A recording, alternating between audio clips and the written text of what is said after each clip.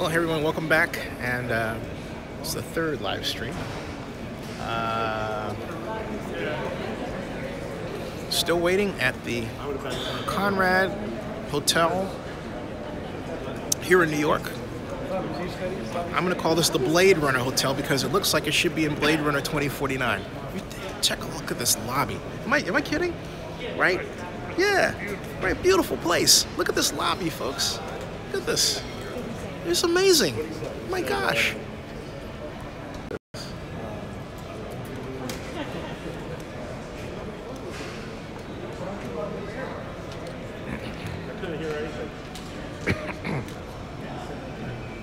Oh, while I was on break, Mr. Khan, who owns the Jaguars, went by, but you know, he didn't say anything and kept going like Mr. Ross did, and the Pulas, who own the Bills, and so on. So there you go. You didn't miss anything.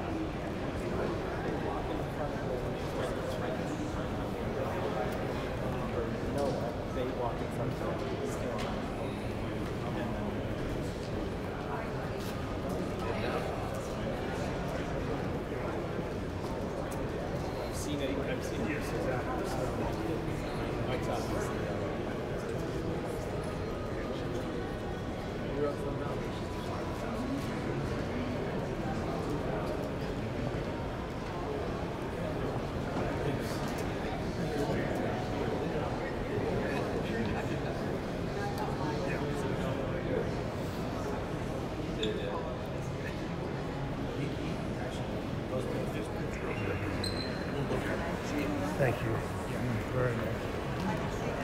Hey, thanks, CSU Rams. Much appreciated that you're doing that. Thank you very much. Would you mind switching your time?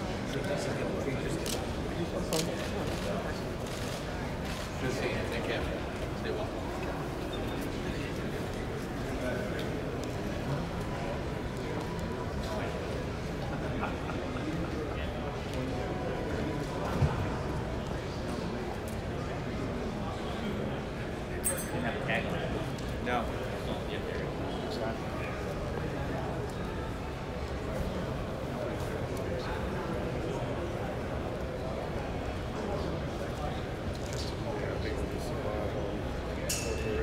Have you looked at the piece? It's kind of edited. Check with the standards. It's pretty good. He did a nice job with the graphics. Hey, much appreciated. Much appreciated. We got caught. I mean, none of them are. Yeah, I know. And we're gathering sound on the thing. Okay. Survive without it. So basically, we need to think of something we can do something that's powerful. That would be 3, 4, 5, or 6 o'clock.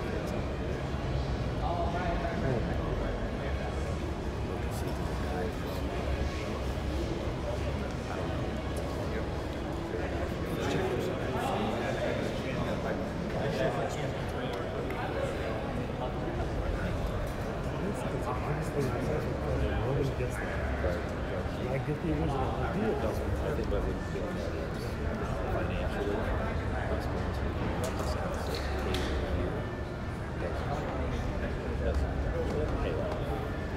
it's not working. How about Deshaun, man? Oh, really? So you always got that. That was Rick Smith. He's the general manager of the Houston Texans.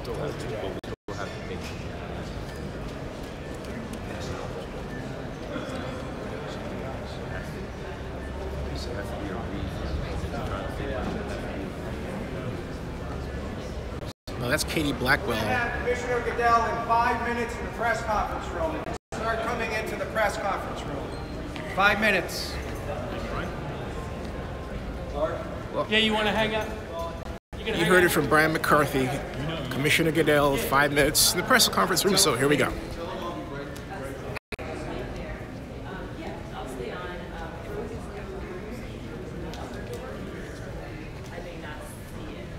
There he is.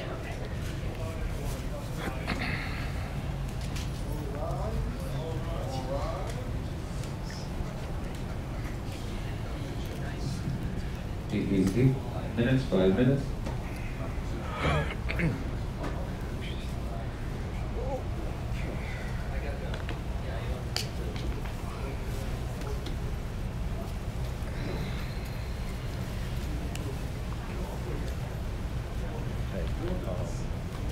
I'm gonna Facebook Live.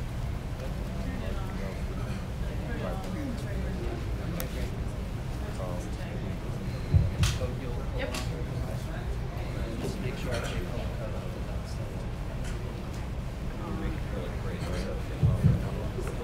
well, she's nicely fabricated.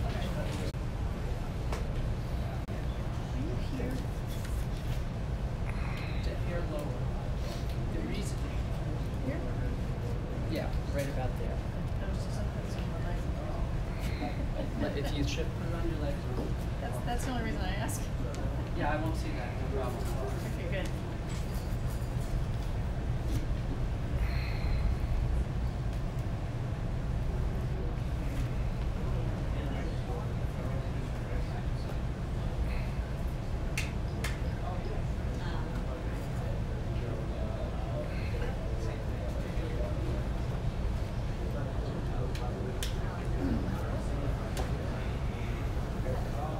You waited for it away. Hey, we've got about a 5-minute break to do.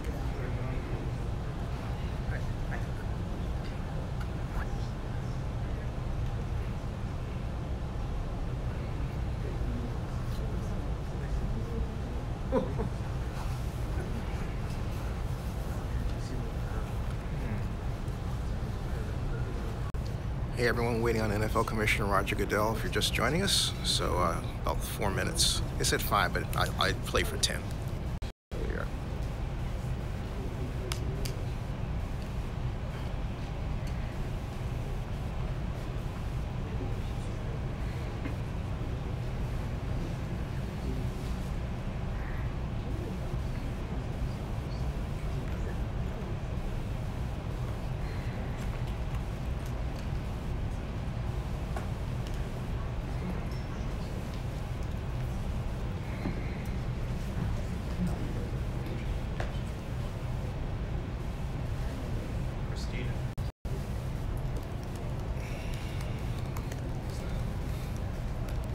You tag your people?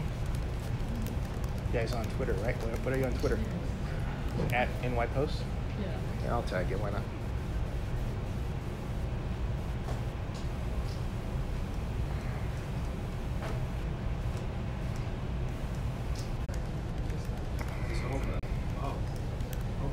Just so you know. Yeah, yesterday. That's why I'm standing here. But who knows? He can do anything. Yeah. But some owners left, right? But there's still some. There's a same. So why did some owners leave? I'm not the person. Okay.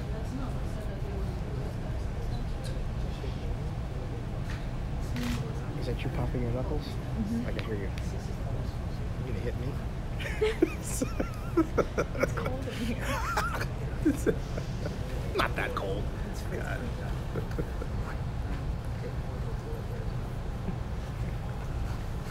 We have a knuckle popping expert.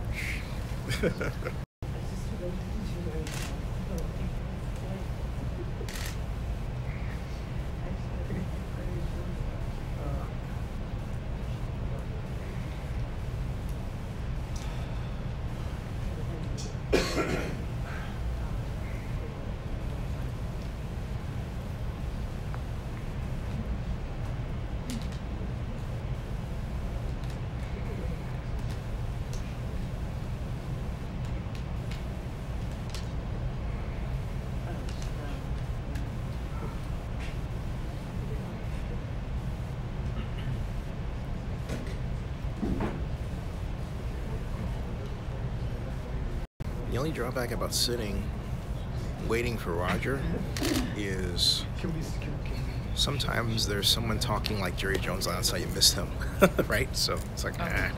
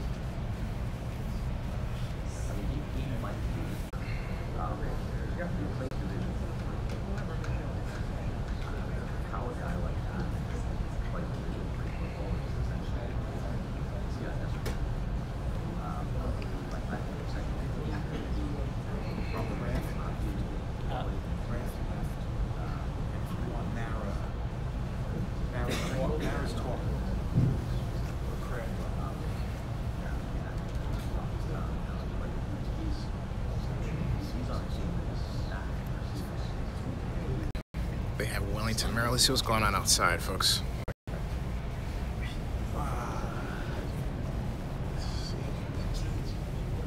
Let's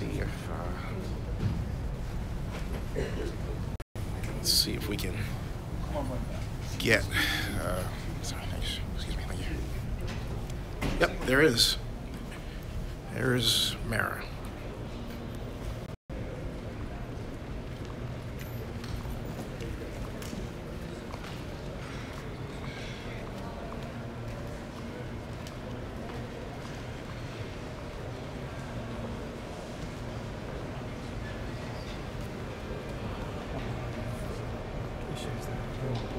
And what was the overwhelming reaction, and what was the reaction to some of the things that Jerry Jones said to the group? I think most of the owners, the overwhelming majority of owners, believe that we're moving in the right direction here. We continue to have dialogue with the players and trying to agree on a program going forward, as opposed to trying to issue some edict that requires them to stay. Do you feel like there's an implied gentleman's agreement in place that the players will cooperate as much as they possibly can, given that you're helping? I don't know that I would say that. I mean, again, we all prefer that everybody stand respectfully for the anthem, but there's no quid pro quo going on. There's no specific expectation. We want the players to stand. We want everybody to stand, but we're not going to require it. Did you convey that in the meeting yesterday? I think that's the message that's been conveyed. Yes. John, were there any attempts made in the room to reconcile the fact that the Cowboys' policy, stated policy, very different than what the rest of the league policy is? Or is that sort of left up to the league now to reconcile? That's up to the Cowboys and I guess to the league. Every team, I guess, has its own policy, but I think, as I said before, the overwhelming majority of teams, just about every one of them, request that their players stand, but do not require it. Did it reach a vote? No. You mentioned the First Amendment and our forefathers fought for it. Other people bring up, well, it's workplace, and that there is maybe a little difference there? That point's been brought up quite often, and I understand that. And maybe if we were to have a legal battle on it, we'd prevail on that basis. But that's just not the way that I prefer to go on this. I think I've said to our players, look, I want you to stand. I'm asking you to stand. Here are the reasons why. But if you decide that your conscience requires you to take a knee, I'm not going to like it, but I am going to support you. Have you always felt that way, John? Or did your position change? I think my position's evolved a little bit. I mean, I think when it first happened, I think I probably had a little more of a hardline position on it. But since I've spoken to players and heard what they've had to say and tried to understand what it is that they're protesting, I think my position has, to be honest, evolved. Do you think a consensus amongst the owners in terms of how to handle it isn't necessary at this point? I mean, it sounds like you're coming out of this without a consensus. Is that just not necessary? Well, no, I think there is a consensus about how to handle it. And the consensus is to keep having dialogue with the players and to come up with a program and a number of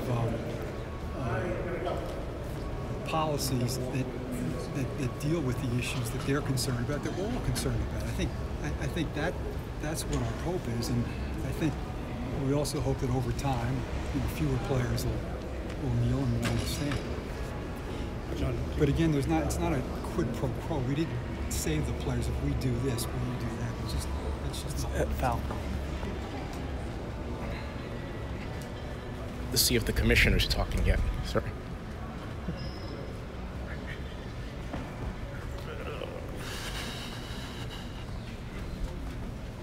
Excuse me. Oh. Not yet, but Arthur Blank is talking, so. Sorry. Excuse me, buddy. Thank you.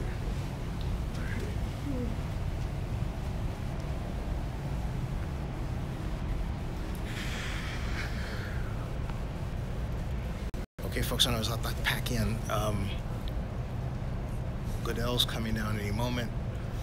That was Mr. Merrill with the Giants. Arthur Blank walked by him, so he's talking. So one thing you don't want to run into is you talking to one person and the other person goes by and you wind up missing the press conference. So there's a bit of a fine line that has to be walked, okay? And that's precisely what's going on.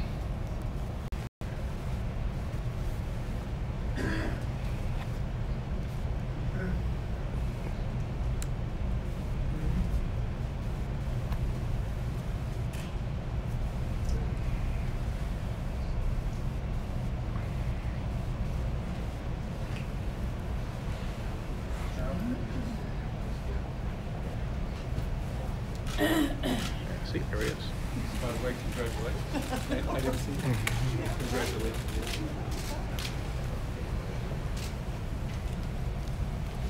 Okay, good afternoon.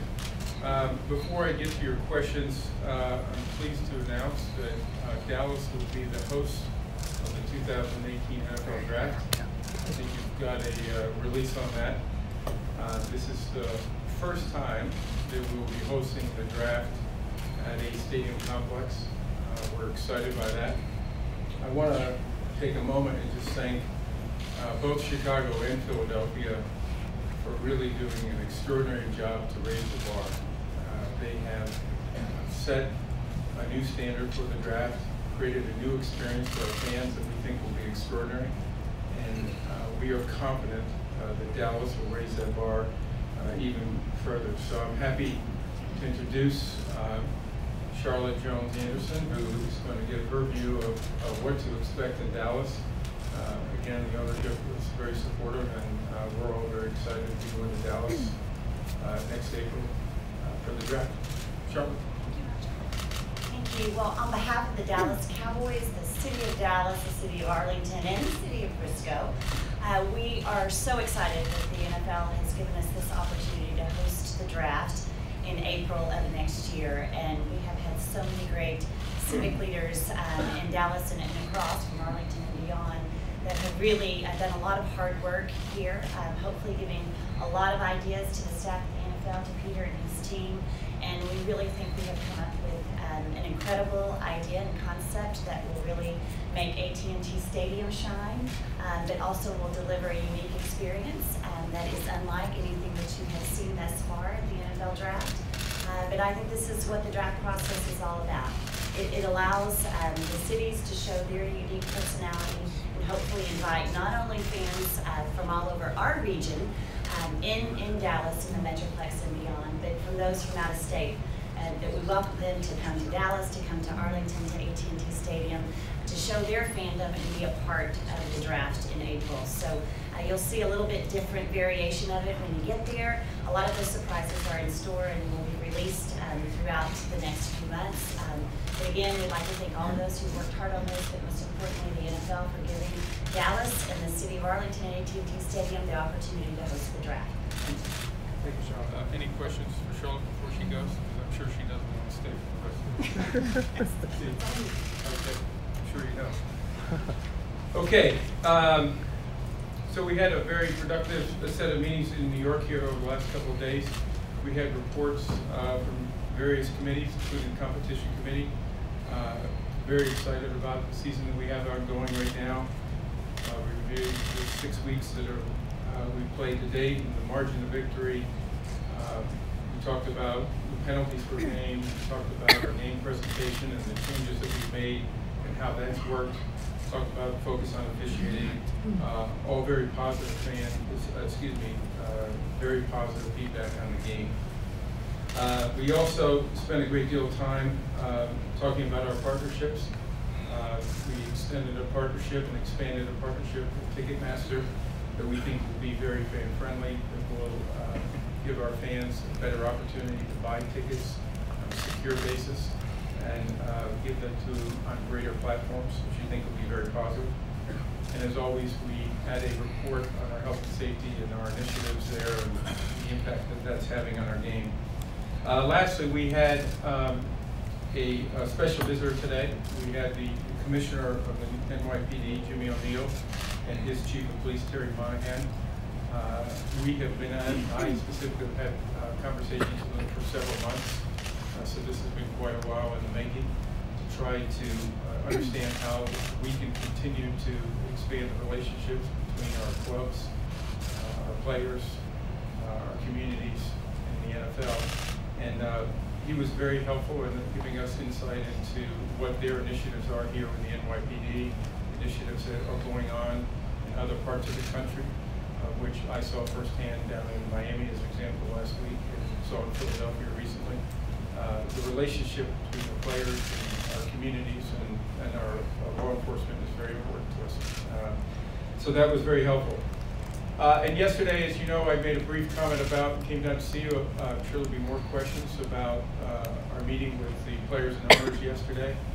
We also spent a great deal of time with our owners alone today, discussing our efforts with our players. I would tell you that there's a great deal of support for the efforts that our players have identified. Not only support, but recognition these are important issues for our communities.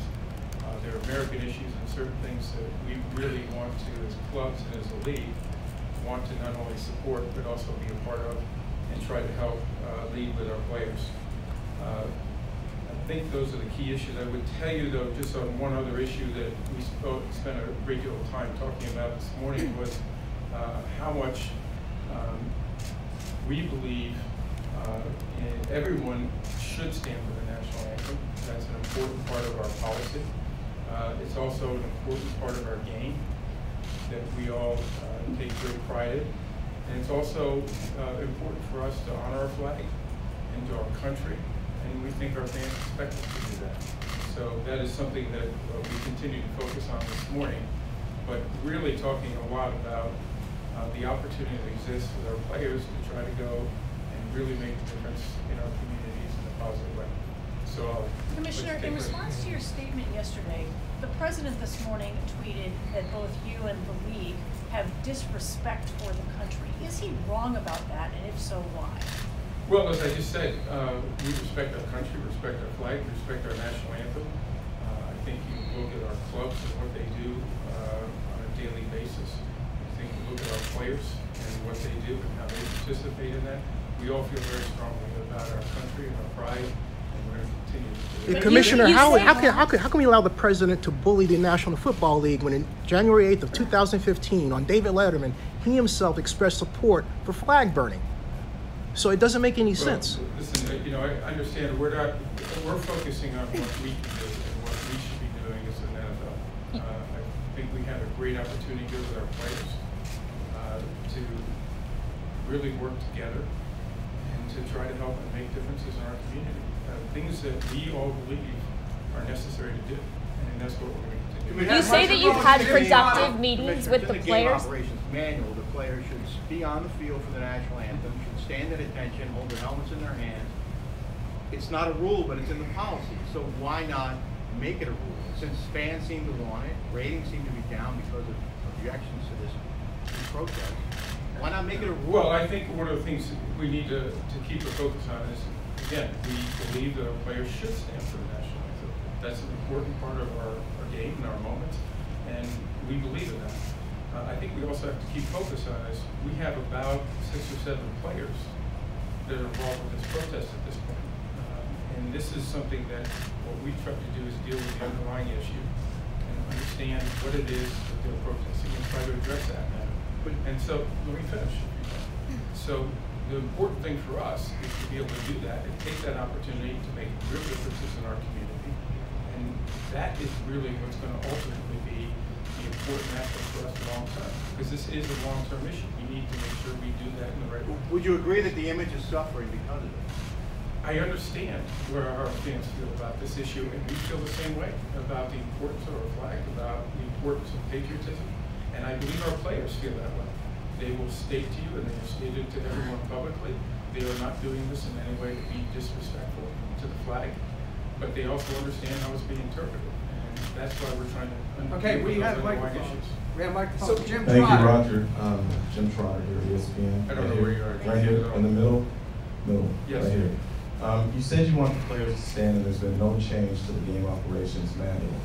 My question is, what happens if an owner who still feels that he can discipline a player for taking a knee?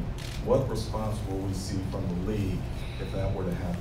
Well, Jim, we just had 2 days of conversation with our owners, of which, you know, this was a fair amount of the conversation, and I think our clubs all see this the same way. That we want our players to stand. We're going to continue to encourage them to stand, and we're going to continue to work on these issues in the community.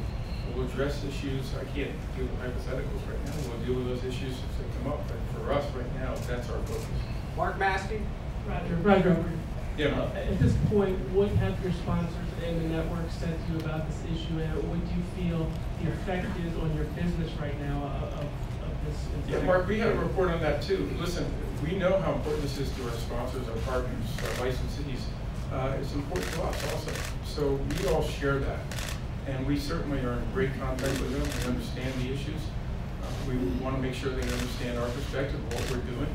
And in fact, if they can help us, we want them to help us in those issues. But all of this is part of the ongoing effort and understanding one another and making sure that we do the right thing. Listen, it's a matter of litigation, so that's something that's going to work its way through the litigation. I think there's been a great deal of focus on this issue of brain trauma. We've been through a great deal of litigation on this issue and settled a major case concussion, so we'll let the lawyers handle that. Yes. Microphone here. Thank you. Jason Carroll was. I'm sorry, you guys.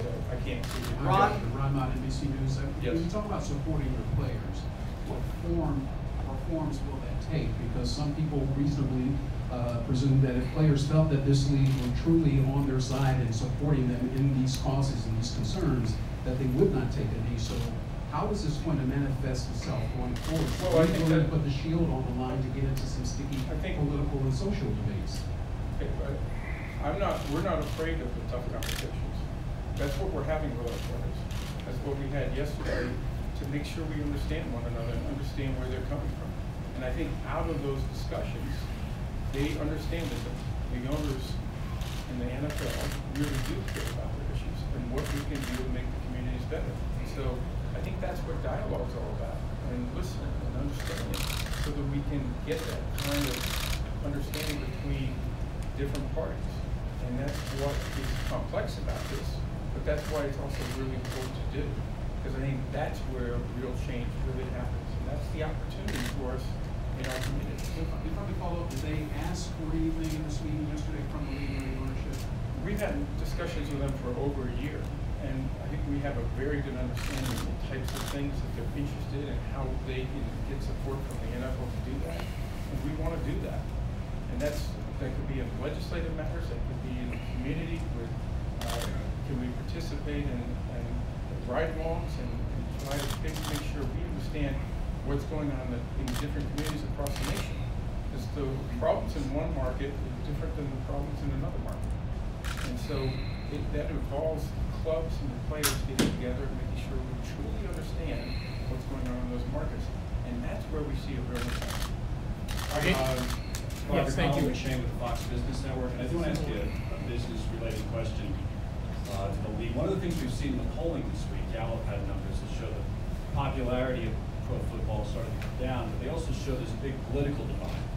Whereas, Republicans identifying as pro football fans down 50%, Democrats only 3%. So it doesn't directly speak to the anthem protests, but what's your reaction to those numbers, and what, if any, steps can be taken to reverse that trend? Well, we believe doing the right thing is what you ultimately have to do. And I think listening to our players, understanding our players, trying to address those underlying issues, and making our communities better is where the real opportunity is. And that long term is going to benefit us. And so that's what our focus is, and that's how we're going to deal with it. What about that split though? That split between the parties? I don't think that surprises anybody. What we're trying to do is stay out of politics. We're not looking to get into politics. What we're looking to do is continue to keep people focused on football.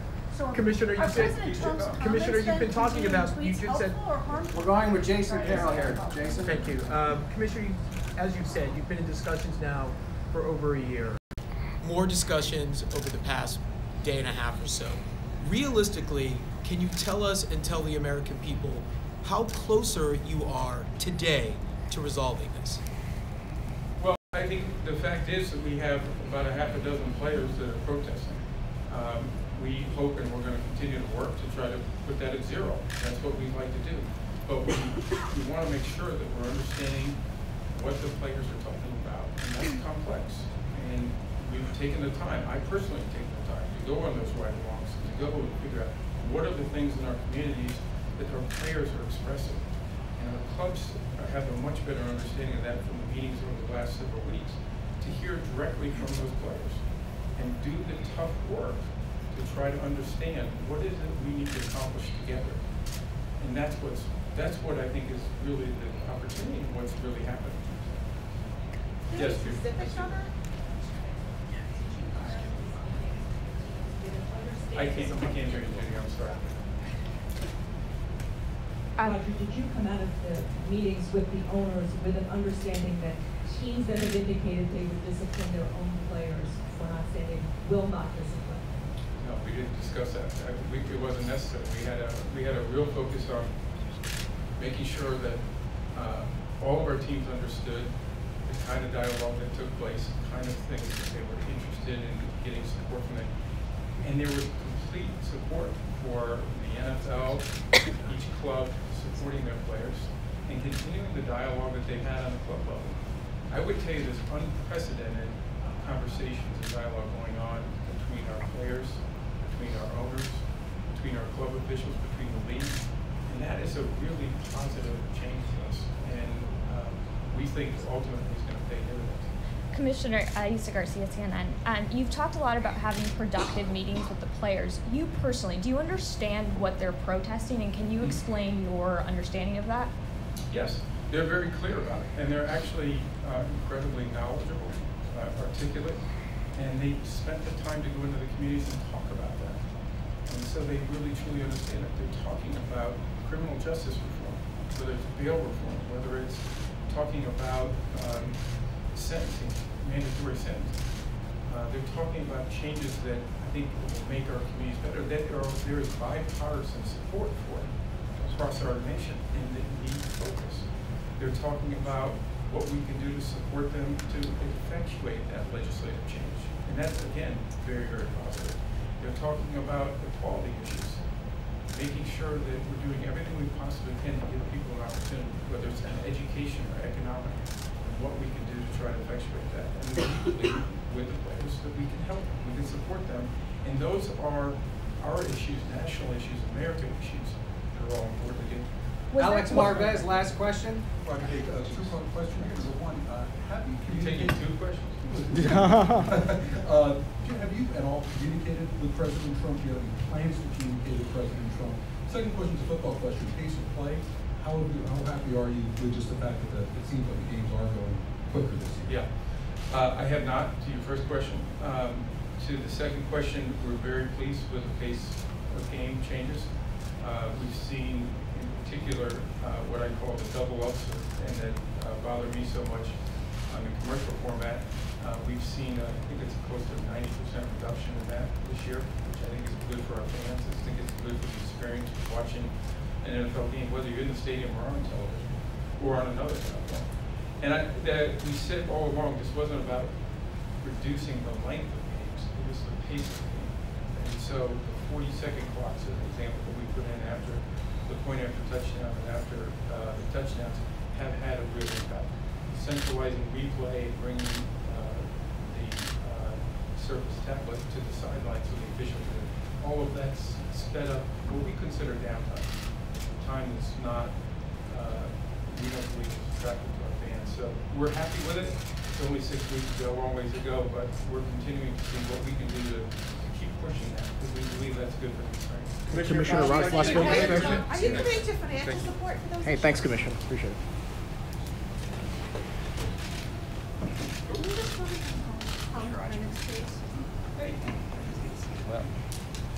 Didn't get the Vegas question in, but it was dominated by President Trump. So that's the way it is. However, I did get an answer from an owner regarding that. I'm going to. Hey, Eric, can you talk about the Vegas question real quick? Yeah, can you talk? My viewers, we have a lot of questions because it's $650 million in the hole, and there's a financing issue. Is there a chance? Is there a chance that we can really get them? The A's are off. Hey, the A's are off the property.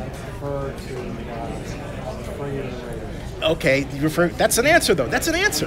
That's it. Eric Grumman refers me to the Raiders. So there's the answer. Okay, folks. Okay, you got. So there's the answer, folks. All right. So there's the answer, folks. Basically, I managed to sneak it in there. They're going to refer that to the Raiders. But there is that problem, and the problem is that